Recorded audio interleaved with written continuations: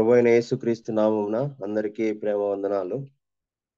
మరొకసారి ఈ విధముగా మీ మీతో సహవాసం చేయటానికి దేవుడిచ్చిన అవకాశాన్ని బట్టి దేవునికి ఎంతైనా వందనాలు చెల్లించుకుంటూ ఉన్నాను. ఈ సమయంలో వాక్య ధ్యానం నిమిత్తము యోహాన్ రాసిన ప్రకటన గ్రంథము 1వ అధ్యాయము 5-6 వచనాలు చదువుకుందాం. అలాగే 10 నుంచి 18వ వచనం వరకు చదువుకుందాం. ఆ తర్వాత 5వ అధ్యాయము 9-10 వచనాలు చదువుకుందాం. ప్రకటన గ్రంథము 1వ అధ్యాయము 5-6 వచనాలు చదువుకుందాం. నమ్మకమైన సాక్షియు, మృతులలో నుండి ఆది సంభూతుడుగా లేచిన వాడును, భూపతులకు అధిపతియైన యేసుక్రీస్తు నుండి కృపా సమాధానములు మీకు కలుగునుగాక. మనల్ని ప్రేమించుచు తన రక్తము వలన మన పాపముల నుండి మనల్ని విడిపించిన వానికి మహిమయు ప్రభావమును యుగయుగములు కలుగునుగాక. ఆమేన్. ఆయన మనలను తన తండ్రియగు దేవునికి ఒక రాజ్యముగాను యాజకులుగాను చేసెను. అలాగే 10వ వచనం నుంచి మనం చదువుకుందాం. ప్రభువు దినమందు ఆత్మవశుడనయ్యుండగా భూరధ్వని వంటి గొప్ప స్వరము నీవు చూచుచున్నది పుస్తకంలో వ్రాసి ఎఫెసు, స్ముర్న, పెర్గము, తుయతైర, సార్దీసు, ఫిలదెల్ఫియా, లవొదోకియా అను 7 సంఘములకు పంపుమని చెప్పుట నా వెనుక వింటిని. ఇది వినగా నాతో మాట్లాడుచున్న స్వరమేమిటో అని చూడ తిరుగగా 7 సువర్ణ దీపస్తంభములను, ఆ దీపస్తంభముల మధ్యను మనుష్య కుమారుని పోలిన ఒకని చూచితిని. ఆయన తన పాదముల మట్టునకు దిగుచున్న వస్త్రము ధరించుకొని రొమ్మునకు బంగారు దట్టి కట్టుకొని ఉండెను. ఆయన తలయు తల వెండ్రుకలను తెల్లని ఉన్నిని పోలినవై హిమమంత ధవలముగా ఉండెను. ఆయన నేత్రములు అగ్ని జ్వాల వలె ఉండెను. ఆయన పాదములు కొలిమిలో పుటము వేయబడి మెరేయుచున్న అపరంజితో సమానమై ఉండెను. ఆయన కంఠ స్వరము విస్తార జల ప్రవాహముల ధ్వని వలె ఉండెను. ఆయన తన కుడి చేత 7 నక్షత్రములు పట్టుకొని ఉండెను. ఆయన నోట నుండి 2 అంచుల గల వాడి అయిన ఖడ్గము ఒకటి బయలు వెడులుచుండెను. ఆయన ముఖము మహా తేజస్సుతో ప్రకాశించుచున్న సూర్యుని వలె ఉండెను. నేను ఆయనను చూడగానే చచ్చిన వాని వలె ఆయన పాదముల యొద్ద పడితిని.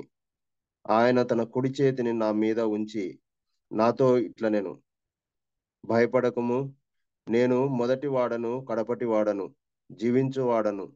మృతుడనైతిని గాని ఇదిగో యుగ యుగములు సజీవుడనయ్యున్నాను. మరియు మరణము యొక్కయు పాతాళ లోకము యొక్కయు తాళపు చెవులు నా స్వాధీనంలో ఉన్నవి. అలాగే 5వ అధ్యాయము 9-10 వచనాలు కలిసి ఉన్నాయి. ఆ భాగం చదువుకుందాం. ఆ పెద్దలు, నీవు ఆ గ్రంథమును తీసుకొని దాని ముద్రలను విప్పుటకు యోగ్యుడవు. నీవు వధింపబడిన వాడవై నీ రక్తమిచ్చి ప్రతి వంశములోను, ఆయా భాషలు మాట్లాడు వారిలోను, ప్రతి ప్రజలోను, ప్రతి జనములోను దేవుని కొరకు మనుష్యులను కొని మా దేవునికి వారిని ఒక రాజ్యముగాను యాజకులను గాను చేసితివి. గనుక వారు భూలోకమందు ఏలుదురని క్రొత్త పాట పాడుదురు. దేవుడి మాటలు దీవించునుగాక. ఈ వాక్య భాగము మనము చదువుతూ ఉన్నప్పుడు ఒక విషయం మనకు అర్థమవుతుంది. అదేమిటి అనగా, మనకు ఒక వెలకట్టలేని ఆధిక్యతను దేవుడు మనకు అనుగ్రహించాడు. అదేమిటి అని చూసినప్పుడు 6వ వచనంలో మధ్య భాగంలో మనం చూస్తాం. ఆయన మనలను తన తండ్రియగు దేవునికి ఒక రాజ్యముగాను యాజకులుగాను చేసెను అని చూస్తున్నాం. ఈ యొక్క ఆధిక్యత అని మనం ఎందుకు అనుకుంటున్నాము అని చూసినట్లయితే, ఎవరికి మనము రాజ్యం గాను యాజకులు గాను చేయబడ్డామని చూస్తే తండ్రి అయిన దేవునికి అని ఉంది. తండ్రి అయిన దేవుడు అనగా ఆయన వర్తమాన భూత భవిష్యత్ కాలంలో ఉన్నవాడు, సర్వాధికారి, సర్వ సృష్టికర్త. సమస్తము ఆయన చేత, ఆయన మాట చేత నేను నిర్మించబడ్డాయి. ఆయన కలగజేసిన వాడుగా ఉన్నాడు. ఆ యొక్క తండ్రి అయిన దేవునికి ఒక రాజ్యము గాను యాజకులను గాను మనల్ని చేసినట్లుగా మనము ఇక్కడ చూస్తూ ఉన్నాం. అయితే ఎవరి ద్వారా ఈ యొక్క భాగ్యం మనకు కలిగింది అని ఒకసారి మనం చూసినట్లయితే యేసుక్రీస్తు ద్వారా మనకు ఈ యొక్క భాగ్యం కలిగింది అని మనము చూస్తూ ఉన్నాం. ఇక్కడ మనం చూసినట్లయితే ఆ 5వ వచనంలో మనం చూస్తాం, నమ్మకమైన సాక్షియు మృతులలో నుండి ఆది సంబుద్ధుడిగా లేచిన వాడును భూపతులకు అధిపతి అయిన యేసుక్రీస్తు నుండి అని చూస్తున్నాం. యేసుక్రీస్తు ద్వారా మనకి ఇది అనుగ్రహించబడింది, ఈ యొక్క భాగ్యము అనుగ్రహించబడింది అని మనం గమనించగలం. మనమందరము ఎరుగుదుం కూడా. ఈ ఈ యొక్క భాగ్యము, ఈ యొక్క ఆధిక్యత, వెలకట్టలేని ఆధిక్యత అని మనం జ్ఞాపకం చేసుకుంటున్నాం. ఈ యొక్క ఆధిక్యత మనకు ఏ విధంగా అనుగ్రహించబడింది అని చూసినట్లయితే 6వ వచనంలో మొదటి భాగంలో మనం గమనిస్తే, మనల్ని ప్రేమించుచు తన రక్తము వలన మన పాపముల నుండి మనల్ని విడిపించిన వాడు అని చూస్తున్నాం. యేసుక్రీస్తు ప్రభువు మనల్ని ప్రేమించి తన రక్తము ద్వారా, తన రక్తము వలన మన పాపముల నుండి మనల్ని విడిపించిన వాడు అని మనం చూస్తూ ఉన్నాం.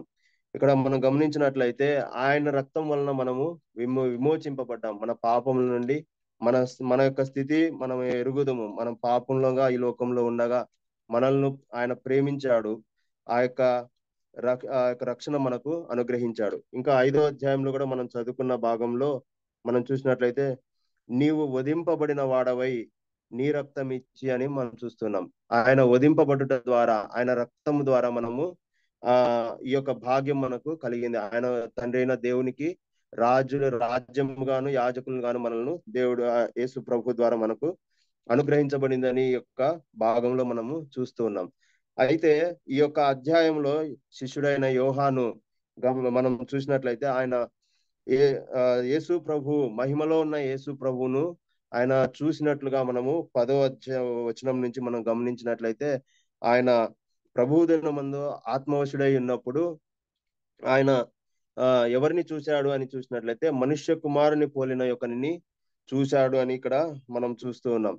ఆ యొక్క మనుష్య కుమారుని ఆత్మవశుడై ఉన్నప్పుడు, మనుష్య కుమారుడిని చూసినప్పుడు ఆయన యొక్క రూపము, ఆయన యొక్క ప్రభావము, ఆయన యొక్క ఆ యొక్క పోలిక ఇక్కడ అంతా వర్ణించబడినట్లుగా మనం చూస్తూ ఉన్నాం. ఆయన యొక్క ముఖం ఏ విధంగా ఉంది అంటే, సూర్యుని వలె, ఆయన ముఖము మహా తేజస్సుతో ప్రకాశించుచున్న సూర్యుని వలె ఉంది అని ఇక్కడ మనం చూస్తూ ఉన్నాం. అంటే ఆయన యొక్క మహిమలో ఉన్నాడు అని, ఆయన మహిమలో ఉన్న యేసు ప్రభువుని ఆయన చూస్తున్నట్లుగా మనము గమనించగలం.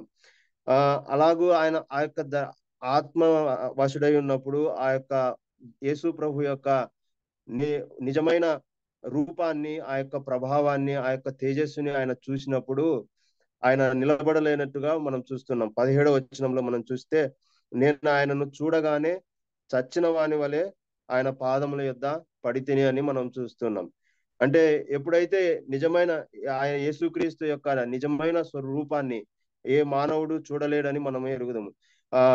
ఆ చూసినప్పుడు ఆయన ఏ విధంగా ఒక్కసారిగా ఆత్మవశుడైనప్పుడు ఆయన దర్శనము యేసు ప్రభుని చూసినప్పుడు ఏ విధంగా ఆయన ఉన్నాడంటే, చచ్చిన వాని వలె పడిపోయినట్లుగా మనం చూస్తా ఉన్నాం. అలాగే మనము యెషయా గ్రంథంలో కూడా యెషయా భక్తుడు ప్రవక్త దర్శనం కలిగినప్పుడు ఆయన కూడా చూసినప్పుడు చచ్చిన వాని వల్లే పడిపోయి ఉన్నాను అని మనము ఆ యొక్క 6వ అధ్యాయంలో మనము చూడగలం. అలాగే అపొస్తలుడైన పౌలు దమస్కుకు వెళ్ళేటప్పుడు యేసు ప్రభు ప్రత్యక్షమైనప్పుడు అతను కూడా పడిపోయిన వాడుగా తన కళ్ళు మోయబడినట్లుగా మనము చూడగలం. అంటే ఈ లోకంలో ఏ మానవుడు యేసు ప్రభు యొక్క నిజ స్వరూపాన్ని ఏ మానవుడు చూడలేడు అని మనము ఇక్కడ చూస్తూ ఉన్నాం. ఎవరైనా చూసిన వారు ఆయన పాదముల యొద్ద పడిపోయే స్థితి ఉంది అని ఇక్కడ మనము అర్థం చేసుకోవచ్చు. సో అలాంటి మహిమలో ఉన్నాడు యేసు ప్రభు. ఆయన ఎప్పటి నుంచి ఉన్నాడు అని మనం చూస్తే 18వ వచనంలో, నేను మొదటి వాడను కడపటి వాడను జీవించు వాడను మృతుడనైతిని గాని ఇదిగో యుగ యుగములు సజీవుడనై ఉన్నాను అని అంటున్నాడు. ఆయన మొదటివాడు కడపటివాడు, ఆయన అల్ఫా ఒమేగా అని మనం చూస్తూ ఉన్నాం. ఆ మృతులలో నుండి ఇక్కడ మనం చూసినట్లయితే, మృతుడనైతిని కానీ ఇదిగో యుగ యుగములు సజీవుడనై ఉన్నాను అని మనం చూస్తూ ఉన్నాం. అంటే ఆయన యొక్క నిజ స్వరూపము, ఆయన యొక్క ప్రభావము, ఆయన యొక్క తేజస్సు, ఇదంతటిని మనం ఒకసారి మన జ్ఞాపకం చేసుకుంటే, మనము ఒకవేళ ఆయనను ఆ విధంగా చూడగలుగుతామా అంటే మనము చూడలేము అని ఇక్కడ మనకు అర్థమవుతుంది. కానీ ఇక్కడ మనం 6వ వచనంలో మనం చూస్తే మనల్ని ప్రేమించి తన రక్తం వలన మన పాపముల నుండి మనల్ని విడిపించాడు అని చూస్తున్నాం. ఎలాగో మనల్ని విడిపించాడు అనే విషయాన్ని మనం ఒకసారి చూస్తే, ఆయన రక్తాన్ని ధారపోసి ఆయన మన కొరకు వధింపబడ్డాడు. ఆయన రక్తము మన కొరకు కార్చాడు అని మనము జ్ఞాపకం చేసుకున్నట్లయితే, ఆయన ఈ యొక్క మహిమను ఇక్కడ మనం వచనాల్లో మనం చదువుకున్న ఈ వచనాల్లో ఉన్న ఆయన యొక్క మహిమను, ఆయన యొక్క తేజస్సును, ఆయన యొక్క దైవత్వాన్ని అదంతటిని ఆయన ప్రక్కన పెట్టాడు. ఆయన మనం ఫిలిప్పీలకు రాసిన పత్రికలో మనము చూస్తాం. 2వ అధ్యాయంలో ఏ విధంగా ఆయన యొక్క మహిమను, ఆయన యొక్క తేజస్సును, ఆ యొక్క భాగ్యాన్ని ఆయన విడిచిపెట్టాడో ఫిలిప్పీలకు రాసిన పత్రిక 2వ అధ్యాయంలో మనము అనేక సార్లు మనం జ్ఞాపకం చేసుకుంటూ ఉంటాం ఆరాధన సమయంలో. 6వ వచనంలో మనం చూస్తే, ఆయన దేవుని స్వరూపము కలిగిన వాడై ఉండి దేవునితో సమానముగా ఉండుట విడిచిపెట్టకూడని భాగ్యమని ఎంచుకొనలేదు గాని మనుషుల పోలికగా పుట్టి దాసుని స్వరూపం ధరించుకొని తన్ను తానే రిక్తునిగా చేసుకొనెను. మరియు ఆయన ఆకారమందు మనుషుడిగా కనబడి మరణం పొందినంతగా, అనగా శిలువ మరణం పొందినంతగా విధేయత చూపిన వాడై తను తాను తగ్గించుకొనెనని చూస్తున్నాం. అంటే ఇక్కడ మనము ప్రకటన గ్రంథంలో మనం చూసిన ఆ యొక్క మహిమను, ఆ యొక్క తేజస్సును, ఆయన మొదటి నుండి మొదటివాడు కడపటివాడు అని ఉన్నాడు. అంటే మొదటి నుంచి ఆయనకున్న మహిమ, ఆయనకున్న దైవత్వము, ఆ యొక్క మహా తేజస్సు అదంతటిని ఆయన పక్కన పెట్టి ఆయన ఈ భూమి మీదకి శరీరధారిగా, దీనునిగా, రిక్తునిగా తను తాను తగ్గించుకొని ఈ భూమి మీదకి వచ్చి తన రక్తాన్ని మన కొరకు దారపోసినట్లుగా మనం చూస్తున్నాం. ఎందుకు ఇలాగ చేశాడంటే, ఇదంతా తండ్రి అయిన దేవుని ప్రణాళిక. మనల్ని ఆయనకు ఒక రాజ్యం గాను, యాజకులను గాను చేయడానికి దేవుని చిత్తమై ఉండగా, యేసుక్రీస్తు ప్రభువుగా ఈ లోకానికి శరీరధారిగా వచ్చి ఆ యొక్క కార్యమంతటిని నెరవేర్చినట్లుగా మనము గమనించగలం. ఇది ఇంతగా చేయటానికి ఏమిటి కారణము అని మనం గమనించినట్లయితే, ఇక్కడ మనల్ని ఆయన ప్రేమించాడు. మనం చేసిన క్రియలను బట్టి మనం ఈ భాగ్యం పొందుకోలేదు కానీ, ఆయనే మన ఎడల ఈ యొక్క కార్యమంతటిని నెరవేర్చి ఆయనే మనల్ని తండ్రి అయిన దేవునికి రాజ్యముగాను, యాజకులను గాను ఆయన చేశాడు అని మనము ఇక్కడ చూస్తూ ఉన్నాం.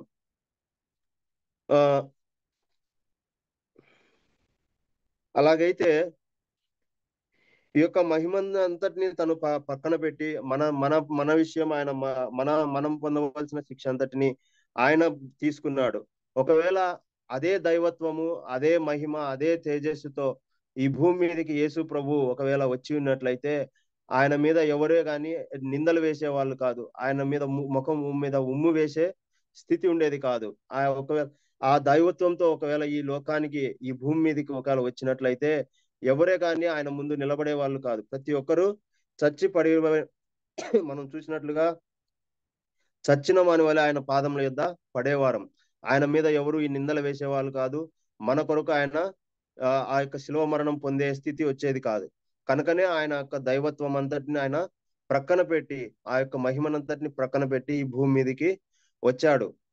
ఇంకా అలా వచ్చిన తను విధేయత చూపి తను తాను తగ్గించుకున్నాడు కనుక తండ్రి అయిన దేవుడు యేసు ప్రభువును మృతులలో నుండి ఆయన లేపినాడు. లేపి ఆయనకు మరలా ఆయనకున్న ఆధిక్యతను, ఆ యొక్క దైవత్వాన్ని ఇచ్చినట్లుగా మనము ఫిలిప్పీలకు రాసిన పత్రికలో 2వ అధ్యాయంలోనే మనం చదువుకున్న చోట 9 నుంచి 12వ వచనం వరకు మనం చూస్తాం.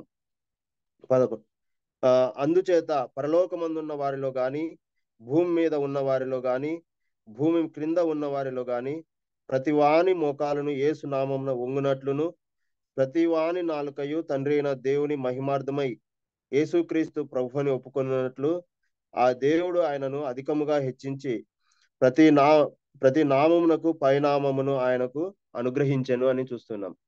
యేసు ప్రభువు తను తాను తగ్గించుకున్నాడు. ఆ యొక్క దైవత్వం అంతటిని పక్కన పెట్టి మన కొరకు మనల్ని రక్షించడానికి ఈ భూమి మీదకి వచ్చాడు కనుక దేవుడు ఆయనను మృతులలో నుండి లేపి ఆయనను అన్ని నామముల కంటే పైనామముగా హెచ్చించినట్లుగా మనం చూస్తాం. అలాగే ఎఫెసీయులకు రాసిన పత్రికలో కూడా చూస్తే మొదటి అధ్యాయము 20వ వచనం.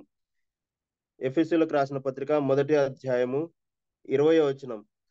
ఆయన ఆ బలాతిశయం చేత క్రీస్తును మృతులలో నుండి లేపి సమస్తమైన ఆధిపత్యము కంటెను, అధికారము కంటెను, శక్తి కంటెను, ప్రభుత్వము కంటెను ఈ యుగమునందు మాత్రమే కాక రాబో యుగమునందును పేరు పొందిన ప్రతి నామము కంటెను ఎంతో హెచ్చుగా పరలోకమునందు ఆయనను తన కుడిపార్శ్వమున కూర్చుండబెట్టుకొని ఉన్నాడు అని మనం చూస్తున్నాం. ఇక్కడ మనం గమనించినట్లయితే ఆయనను లేపటం, ఆయన మృతుల నుండి లేపటం మాత్రమే కాదు, ఆయనను హెచ్చించాడు. ఏ విధంగా హెచ్చించాడు? అన్ని నామముల కంటే పైనామముగా ఆయనను హెచ్చించాడు. అంత మాత్రమే కాదు, ఈ యుగమందు కాక రాబో యుగమందును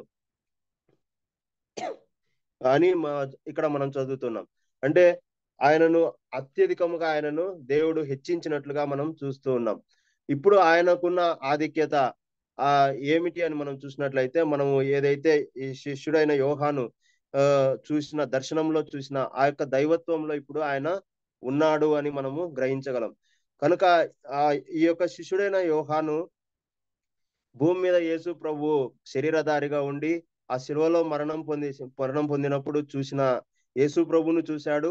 అలాగే ఆత్మవశుడై ఉన్నప్పుడు మహిమలో ఉన్న యేసు ప్రభువును కూడా చూశాడు అని మనం ఇక్కడ గ్రహించగలం. అలాగైతే ఇప్పుడు ఇక్కడ ఆయన ఆ యొక్క తేజస్సు, ఆ యొక్క మహిమ కలిగి ఉన్నాడు. ఆ స్థితిలో, ఆ స్థానంలో దేవుడు యేసు ప్రభువును ఉంచినాడు. కనుక ఒకసారి మనం గమనించినట్లయితే మనం ఏ విధంగా మన జీవితాల్లో మనకు అనుగ్రహించిన ఈ భాగ్యము, ఈ యొక్క ఆధిక్యత పొందుకున్న మనము దేవుణ్ణి, యేసు ప్రభుని ఏ విధంగా మనము చూస్తా ఉన్నాము? అనగా ఆ మహిమపరచబడిన యేసుక్రీస్తును చూస్తున్నామా? లేకపోతే మన అవసరాతల కొరకు, మన అక్కర్ల కొరకు సహాయం చేసే వానిగా చూస్తున్నామా? లేకపోతే బాలుడైన యేసుక్రీస్తును మనము చూస్తూ ఉన్నామా? ఏ ఏ విధంగా మనము ఆయన సన్నిధానానికి వస్తూ ఉన్నాము? ఆయన రాజ్యం గాను, ఆయన యాజకులు గాను మనం చేయబడ్డాము, రక్షించబడ్డాము. ఆయన యొక్క రక్తంలో మనము విమోచింపబడ్డాము. మన పాపములు క్షమించబడ్డాయి.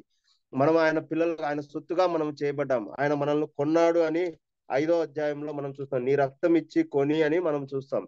ఇంతటి గొప్ప భాగ్యం మనకు అనుగ్రహించబడినప్పుడు ఆయన ఇప్పుడు ఏ విధముగా ఉన్నాడు? యేసు ప్రభు అని చూస్తే మహిమలో ఉన్నాడు. మహా తేజస్సులో ఆయన ఉన్నాడు. దైవత్వం కలిగి ఉన్నాడు. అలాంటి గొప్ప దేవుణ్ణి మనం ఆయన సన్నిధానానికి వచ్చినప్పుడు ఏ విధంగా మనము తీసుకుంటూ, ఏ విధంగా ఆయన దగ్గరికి వస్తూ ఉన్నాము? ఎలాంటి రెవరెన్స్, ఎలాంటి గౌరవము మనము ఇస్తూ ఆయన సన్నిధానానికి వస్తూ ఉన్నాము అనేది మనం ఒకసారి జ్ఞాపకం చేసుకొని మనల్ని మనం పరీక్షించుకోవాల్సిన వారంగా ఉన్నాం. ఇక్కడ మనం చూసినట్లయితే ఎప్పుడైతే ఆత్మవశుడైనప్పుడు ఆయన యేసు ప్రభుని చూచాడో ఏ విధంగా ఉన్నాడు? ఆయన చచ్చిన వాని వలె ఆయన పాదముల యొద్ద పడ్డాను అని మనం చూస్తున్నాం. మనం ఆయన సన్నిధానానికి వచ్చినప్పుడు ఎలాగూ వస్తూ ఉన్నాము? ఆయన పాదముల యొద్ద పడేవారముగా ఉన్నామా? ఆయన దగ్గరికి వచ్చినప్పుడు ఏ విధంగా మన ప్రార్థన, మన విజ్ఞాపన, మన ఆయనతో సహవాసము ఎలాగున్నది? మనం కేవలం మన అవసరాతల కోసమే వస్తున్నామా? మనం యేసు ప్రభును ఒక లిమిట్ లో పెట్టుకున్నామా? ఇంతవరకే అన్నట్లు మనం ఏమన్నా ఒకవేళ ఆలోచిస్తా ఉన్నామేమో ఒకసారి మనం పరిశీలించుకుందాం. ఇంకా మనం చూసినట్లయితే ఆయన సన్నిధానానికి వచ్చేటప్పుడు ఏ విధంగా వస్తున్నాము? నెగ్లిజెన్స్ తో వస్తున్నామా? ఇగ్నోరెన్స్ తో వస్తున్నామా అనేది మనం ఒకసారి పరిశీలించుకోవాలి. అంటే మన ప్రార్థన జీవితం ఎలాగున్నది? మనము ఆయన పాదముల యొద్ద పడేవారంగా ఉన్నామా? మన మోకాళ్ళ మీద వంగి ఆయన దగ్గరికి వస్తున్నామా లేదా అని ఒకసారి మనము జ్ఞాపకం చేసుకోవాలి. మనం పాత నిబంధన గ్రంథంలో మనం ఒకసారి చూసినట్లయితే ఆదికాండంలో అబ్రహాము తండ్రి అయిన దేవుణ్ణి ఎదుర్కొన్నప్పుడు ఏ విధంగా ఆయన వచ్చాడు అని ఒకసారి మనం చూసినట్లయితే ఆదికాండము 18వ అధ్యాయము ఆదికాండము 18వ అధ్యాయము మొదటి 2 వచనాలు చదువుకుందాం.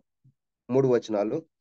మరియు మమ్రే దగ్గరనున్న సింధూర వనములో అబ్రహాము ఎండవేళ గుడారపు ద్వారముందు కూర్చుండి ఉన్నప్పుడు యెహోవా అతనికి కనపడెను.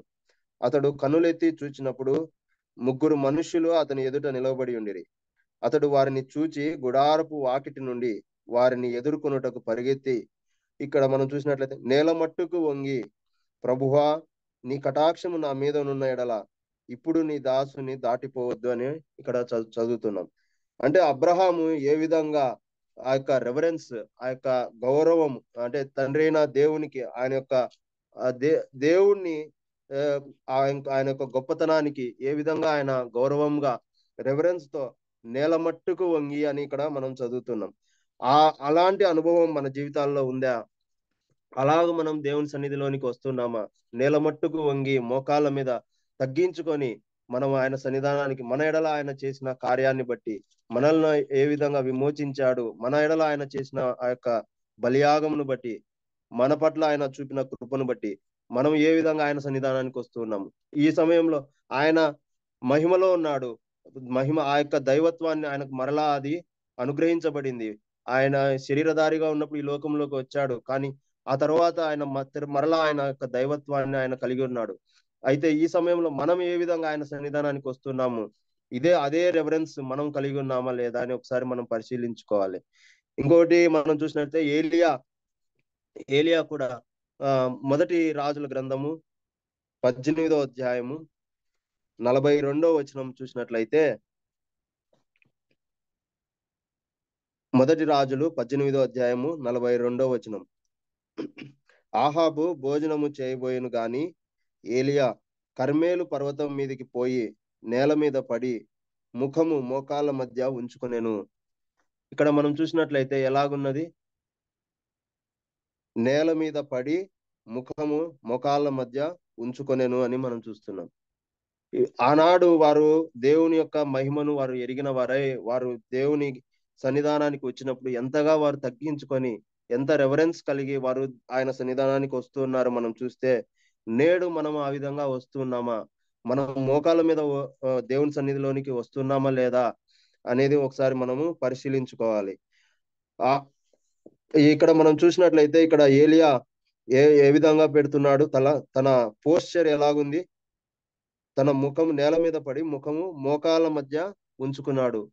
మనం ఒకసారి ప్రయత్నిస్తే మనము అలాగ పెట్టగలమా లేదా అని మనకి ఏమి అడ్డం వస్తుందో మనకు తెలుస్తుంది. అంటే మనం వేటి మీద ప్రయారిటీస్ ఉన్నాయో మనకు అర్థమవుతుంది. సో ఇక్కడ మన జీవితాల్లో అలాంటి పరిస్థితి, అలాగ మనం దేవుని సన్నిధిలోనికి రావటం. ఎందుకంటే ఆనాడున్న దేవుడు ఈనాడున్నాడు. ఆయన యొక్క నేచర్ గాని, ఆయన యొక్క డివినిటీ గాని ఏది తగ్గలేదు. ఆనాడున్న దేవుడే ఈనాడు ఉన్నాడు. కనుక మనం అదే రెఫరెన్స్ తో ఆయన సన్నిధానానికి రావాల్సి ఉన్నాము. ఇదే వాక్యం ద్వారా నాతో మాట్లాడుతున్నప్పుడు నేను అలాగ రావాలి అని మోకాల ప్రార్థన అనుభవంలోనికి రావాలి అని ప్రార్థిస్తూ ఉన్నప్పుడు నేను వచ్చినాను, అలాగ తగ్గించుకొని ఆయన యొక్క మహిమను, ఆయన యొక్క దైవత్వాన్ని జ్ఞాపకం చేసుకుంటున్నాను అనుకుంటున్నప్పుడు, ఇంకా అలాగున్నప్పుడు కానీ నేను ఎక్స్పీరియన్స్ చేసి అర్థం చేసుకునేది ఏంటంటే, కేవలము పోస్చర్ మాత్రమే కాదు, మన యొక్క శరీరము మాత్రమే కాదు, మన ఆలోచనలు, మనం ఆయన సన్నిధానానికి వచ్చినప్పుడు ప్రార్థన చేసేటప్పుడు మన ఆలోచనలు, మన మైండ్, మొత్తం దూరం ఎక్కడికెక్కడికో వెళ్ళిపోతా ఉంటాయి.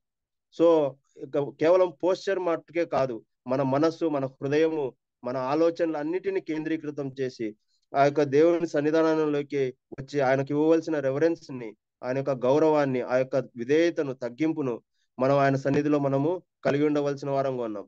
అంత మాత్రమే కాదు, మన యొక్క అనుదిన జీవితంలో మనం ఎలాగూ నడుచుకుంటూ ఉన్నాము, ఆయనకు ప్రయారిటీ ఇస్తున్నామా, దేవునికి ప్రయారిటీ ఇస్తున్నామా లేదా, మన ఆలోచనలు కానీ, మన నిర్ణయాలు కానీ, మనం కోరుకునే వాటి విషయంలో కానీ, ఆ విషయాల్లో ఎలాగో మనము తీసుకుంటున్నాం, దేవుని చిత్తానికి అప్పచెప్పుకుంటున్నామా అనేది మనము పరీక్షించుకోవాల్సిన వారంగా ఉన్నాము. ఇంకా చూసినట్లయితే రెండవది మనం గమనించినట్లయితే, ఇప్పుడు మనం చదువుకున్నది దేవునికి 6వ వచనంలో, ప్రకటన గ్రంథం 1వ అధ్యాయం 6వ వచనంలో మనం చదువుకున్న భాగంలో, దేవునికి ఒక రాజ్యం గాను యాజక చేసెను అని ఇక్కడ మనం చూస్తున్నాం. అంటే ఒక సెట్ అపార్ట్ పీపుల్, ప్రత్యేకింపబడిన వారు అని ఇక్కడ మనం చూస్తూ ఉన్నాం. ఇక్కడ మనం చూసినట్లయితే ఇశ్రాయేలు ప్రజలు గురించి ఒకసారి మనం ఆలోచించినట్లయితే, దేవుడు ఇశ్రాయేలు ప్రజల్ని ఏర్పరచుకున్నాడు, ఒక జనాంగంగా ఏర్పరచుకున్నాడు. అబ్రహాంను ప్రేమించి వాగ్దానం చేసిన దాన్ని బట్టి ఆయన ఆ యొక్క ఇశ్రాయేలు ప్రజల్ని ఒక జనాంగంగా, ఒక ప్రత్యేక జనాంగంగా ఆయన చేసుకున్నాడు. ఆ తర్వాత వారు వాళ్ళు ఐగుప్తు దేశంలో బానిసత్వంలో ఉన్నప్పుడు ఉండి అక్కడి నుంచి మోషే ద్వారా విడిపింపబడిన తర్వాత వారిని నేను ప్రత్యేకపరుచుకున్నాను అని ఒక మాట చెప్తాడు. నిర్గమాకాండము నిర్గమకాండము 19వ అధ్యాయము నిర్గమాకాండము 19వ అధ్యాయము 6వ వచనంలో మనం చూసిన మొదటి వచనంలో చదువుదాం. ఇశ్రాయేలీయులు ఐగుప్తు దేశం నుండి బయలుదేరిన 3వ నెలలో, వాళ్ళు బయలుదేరిన నాడే 3వ నెల ఆరంభ దినమందే వారు సీనాయి అరణ్యమునకు వచ్చిరి అని చూస్తున్నాం. అప్పుడు మోషే ఆ ఆ పర్వతం మీదకి వెళ్తాడు. 6వ వచనంలో మనం చూసినట్లయితే, సమస్త భూమియు నాదే కదా, మీరు నాకు యాజక రూపమైన రాజ్యముగాను పరిశుద్ధమైన జనముగాను ఉందురని చెప్పుము. నీవు ఇశ్రాయేలీయులతో పలకవలసిన మాటలు ఇవే అని చెప్పగా అని చూస్తున్నాం. ఎప్పుడైతే వారు ఆ యొక్క ఐగుప్తు దేశం నుంచి వారు విడిపింపబడ్డారో, ఆ యొక్క బానిసత్వం నుంచి మొదటి దినం నందే అని ఇక్కడ మనం మొదటి వచనంలో చూస్తాం. 3వ నెల ఆరంభ దినం అందే వారు అట్లా బయటికి వచ్చిన మొదటి రోజే దేవుడు వారిని ఏర్పరచుకొని ప్రత్యేకపరచుకొని ఆ ఏమని చెప్తున్నాడు, మీరు నాకు యాజక రూపమైన 6వ వచనంలో మనం చూస్తే, యాజక రూపమైన రాజ్యముగాను పరిశుద్ధమైన జనముగాను ఉందిరని చెప్పుము. అంటే ఇక్కడ మనం గమనించినట్లయితే ఒక ప్రత్యేకింపబడిన జనాంగము అని మనము చూస్తూ ఉన్నాం. అలాగనే దేవుడు వారిని ఆశీర్వదించాడు, వారిని దీవించాడు. నేటికి ఆ యొక్క దేశము ఏ విధంగా అభివృద్ధి చెందిందో మనం అందరము ఎరుగుదుము.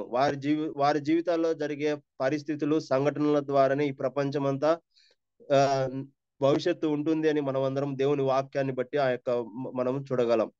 కనుక వారిని దేవుడు విడిచిపెట్టలేదు. వారిని ఎంతగానో దేవుడు ప్రేమించాడు. వారు ప్రత్యేక జనాంగంగా ఆయనకు వారు ఒక సాక్ష్యముగా ఉండాలని దేవుడు వారిని ఏర్పరచుకున్నాడు. అలాగైతే ఇక్కడ ఈ భాగంలో మనము చదువుకున్న భాగంలో ప్రకటన గ్రంథంలో చూస్తే మనల్ని కూడా దేవునికి ఒక రాజ్యం గాను యాజకులుగాను చేశాను అని మనం చూస్తూ ఉన్నాం. అలాగైతే మనం కూడా ప్రత్యేకింపబడిన వారము అనేది మనం ఇక్కడ చూస్తూ ఉన్నాం. ప్రత్యేకింపబడిన జనాంగము ఒక రాజ్యం గాను యాజకులను గాను చేశాను అని మనం చూస్తూ ఉన్నాం. ప్రత్యేకింపబడుట అనగా ఏమిటి అని చూసినట్లయితే, ఆ మొదటి పేతురు పత్రికలో మనం చూస్తే మొదటి అధ్యాయము, నేను పరిశుద్ధులనై ఉన్నాను గనుక మీరును పరిశుద్ధులై ఉండుడి అని చదువుతాం. మొదటి పేతురు మొదటి అధ్యాయము 14వ వచనం, నేను పరిశుద్ధుడనై ఉన్నాను గనుక మీరును పరిశుద్ధులై ఉండుడి అని వ్రాయబడి ఉన్నది. అంటే మనము ప్రత్యేకింపబడిన వారంగా ఆయన తండ్రి అయిన దేవునికి రాజ్యం గాను యాజకులు గాను చేయబడ్డాము అని అంటే, మనము సెట్ అపార్ట్ పీపుల్, అంటే లోకంలో జీవించే విధంగా జీవించడం కాదు, మనము ప్రత్యేకింపబడి జీవించాలి, పరిశుద్ధంగా జీవించాలి అని ఇక్కడ మనం చూస్తూ ఉన్నాం. ఇంకా ఇక్కడ మనం చదివినట్లయితే, మీరు విధేయులకు పిల్లలై మీ పూర్వపు అజ్ఞాన దశలో మీకుండిన ఆశలను అనుసరించి ప్రవర్తింపక మునుపు ఉండిన ఆశలను అనుసరించి ప్రవర్తించకూడదు అని ఇక్కడ మనము చూస్తా ఉన్నాం. అంటే ఒకప్పుడు మన జీవితాల్లో పాపం అంటే మనకు ఎటువంటి మన హృదయాల్లో పాపాన్ని మనము ఇష్టపూర్వకంగా చేసేవారముగా ఉంటాము. కానీ యేసుక్రీస్తులో మనం రక్షింపబడిన తర్వాత మనము పాపాన్ని ద్వేషించే వారముగా ఉండాలి. అలాగే మనము మాటి మాటికి అదే పాపంలో పడిపోయే వారముగా, పాపంలో జీవించే వారముగా మనము ఉండకూడదు అని భావిస్తున్నాడు. ఎందుకంటే మనం ఈ శరీరంలో ఉన్నాము, మనలో బలహీనతలు ఉంటాయి. మనము పాపాన్ని జయించడానికి మన శక్తి చాలదు. కానీ దేవుణ్ణి మనం ఆశ్రయించి ఆ పాపాన్ని జయించే వారముగా, ఆ పాపాన్ని ద్వేషించే స్వభావము, ద్వేషించే మనసు మనము కలిగి ఉండాలి అనేది మనం ఇక్కడ చూస్తున్నాం. అలాగే ఒకప్పుడు మనము లోక స్నేహము రాంగ్ డైరెక్షన్స్ కి తీసుకెళ్లే స్నేహము మనకు కలిగి ఉండవచ్చు. ఇప్పుడు ఆ యొక్క స్నేహాన్ని మనము మార్చుకోవాలి. దేవుని పిల్లలతో ఆత్మీయమైన సంబంధము, ఆత్మీయమైన స్నేహము మనము కలిగి ఉండవలసిన వారంగా ఉన్నాము. అలాగే మనం ఒకప్పుడు శరీరేచ్ఛలు, యవనేచ్ఛలు మనం వాటికి వీడబడే వారంగా ఉండింటాం. కానీ ఇప్పుడు మనము ప్రత్యేకింపబడిన జీవితం జీవించాలంటే ఆ యొక్క శరీరేచ్ఛలను నెరవేర్చుకునే వారముగా మనము ఉండకూడదు అనేది ఇక్కడ మనము చూస్తున్నాం. ప్రత్యేకింపబడిన జనాంగముగా మనము ఈ లోకంలో జీవించాలి. ఎందుకంటే ఆయన మనల్ని ఇదొక గొప్ప మనకు ఆధిక్యత మనకు దేవునిలో అనుగ్రహించబడింది. తండ్రి అయిన దేవునికి, పరిశుద్ధుడైన దేవుని సన్నిధిలోనికి నిత్యత్వములో ఆయనతో ఉండే భాగ్యాన్ని మనకు అనుగ్రహించాడు. ఇది ఒక ఇమ్మెజరబుల్ ప్రివిలేజ్ అని మనము జ్ఞాపకం చేసుకోవచ్చు. ఆనాడు ఇస్రాయేలు ప్రజల్ని ఏ విధంగా అయితే ఆ యొక్క బానిసత్వంలో నుంచి బయటికి తీసుకొచ్చాడో, మనల్ని కూడా ఆ యొక్క పాపం యొక్క దాసత్వంలో నుంచి మనల్ని బయటికి తీసుకొచ్చాడు. ఆ రక్తం ఆయన యొక్క రక్తం ద్వారా ఆయన మనల్ని విమోచించాడు, మనల్ని పరిశుద్ధులుగా నీతిమంతులుగా చేశాడు, మనల్ని ప్రత్యేకపరుచుకున్నాడు. కనుక మనం కూడా ప్రత్యేకమైన జీవితము జీవించవలసిన వారంగా ఉన్నాం. ఎలాగూ జీవించాలి అంటే ఆయనను మనం ఆయన యొక్క స్థానాన్ని, ఆయన యొక్క స్థితిని, ఆయన యొక్క ప్రభావం ఏమై ఉన్నదో, ఆయన ఎలాగో మన జీవితాల్లో ఆయన కార్యములు జరిగించాడో అది జ్ఞాపకం చేసుకుంటూ ఆయనకు ఇవ్వవలసిన రెవరెన్స్, ఆయనకు ఇవ్వవలసిన ఆ యొక్క గౌరవాన్ని మనం ఒకవేళ మనం అది జ్ఞాపకం చేసుకున్నట్లయితే మన జీవితాల్లో ప్రత్యేకంగా మనము జీవించవలసిన వారంగా ఉన్నాము. ఇప్పుడు ఒకవేళ మన ఎదురుగా మనకంటే పై అధికారులు కానీ, ముఖ్యమంత్రులు కానీ, ప్రధానమంత్రులు కానీ ఎవరైనా వారు వచ్చినప్పుడు వారి దగ్గరికి మనం ఏ విధంగా వెళ్తున్నాము?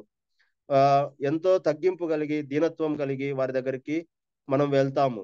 అయితే వారికంటే గొప్ప దేవుడు, అన్ని నామముల కంటే పైనామం కలిగిన దేవుడు యేసు ప్రభు దగ్గరికి మనం ఏ విధంగా వస్తున్నాము? ఆయన పాదముల చెంతకి తగ్గింపు కలిగి మన హృదయము, మన మనసు అంతటిని మనము ఆనాడు అబ్రహాము, ఏలియాలు ఎలాగైతే ఆయన సన్నిధానానికి తగ్గింపు కలిగి దీనత్వం కలిగి వచ్చారో, మనం ఏ విధంగా వస్తున్నాము? అదే రెవరెన్స్, అదే తగ్గింపు, దీనత్వం కలిగి ఆయన దగ్గరికి మనము వస్తున్నామా? ఆయన సన్నిధిలో అడుగుతున్నామా? మనం కేవలం మన అవసరాల కొరకే ఆయనను పరిమితి చేస్తూ ఆయన యొక్క దైవత్వాన్ని జ్ఞాపకం చేసుకోకుండా ఒకవేళ మనం అలాగూ మన జీవితాన్ని కొనసాగిస్తూ ప్రత్యేకింపబడిన జీవితము లేకుండా మనం ఒకవేళ జీవిస్తున్నట్లయితే మనము ఒకసారి పరీక్షించుకొని మనం ఆయనకు తగినట్లుగా మన ఎడల ఆయన చేసిన గొప్ప కార్యాన్ని మనం జ్ఞాపకం చేసుకుంటూ మన జీవితాల్లో ఆయన ఏమై ఉన్నాడు, మనం ఏ విధంగా ఆయనకు రెవరెన్స్ మనం ఏ విధంగా ఇస్తున్నాం ఒకసారి మనం పరిశీలించుకొని ఆ విధంగా మనం యొక్క విశ్వాస జీవితము, ఆత్మీయ జీవితాన్ని కొనసాగించుకోవలసిన వారంగా ఉన్నాము. దేవుడి మాటలు దీవించునుగాక.